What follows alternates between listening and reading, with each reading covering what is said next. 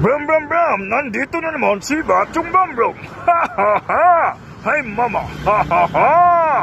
Mga kabrum brum, may nakita na naman tayong tutulog sa tabi ng kalsada mga kabrum brum. Bigyan na naman natin ito ng pagkain. Let's go!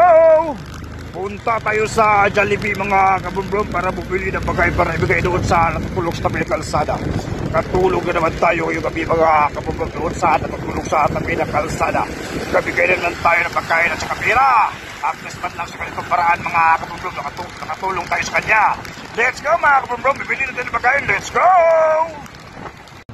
Dito na tayo sa may Jollibee mga kabrum-brum, bibili na tayo ng pagkain para ibigay doon sa natutulog sa tabi ng kalsada. Let's go mga kabrum-brum, pasang tayo, let's go. Dito na tayo mga kabrum-brum, bibili na tayo ng pagkain, let's go. Ito na mga kabrum-brum, nakabili na tayo ng pagkain sa Jollibee at may 1,000 pesos na pera. Ibigay na natin to kay ate na natutulog sa tabi ng kalsada. Let's go! Let's go mga kabrum-brum. Yatin na natin itong pagkain doon sa natutulog sa tabi ng kalsada. Katulong na naman tayo ngayong gabi mga kabrum-brum doon sa natutulog sa tabi ng kalsada. Ibigay na naman tayo ng pagkain mga kabrum-brum. Kaya ganitong paraan mga kabrum-brum. Nakabigay na naman tayo ng pagkain. Let's go mga kabrum-brum. Yatin na natin itong pagkain. Let's go!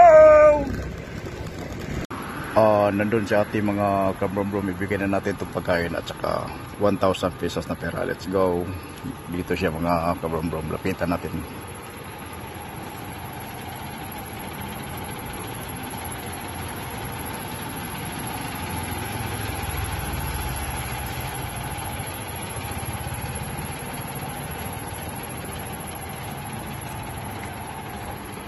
Let's go mga kabrum-brum, nabigay natin pagkain ka ate. Let's go.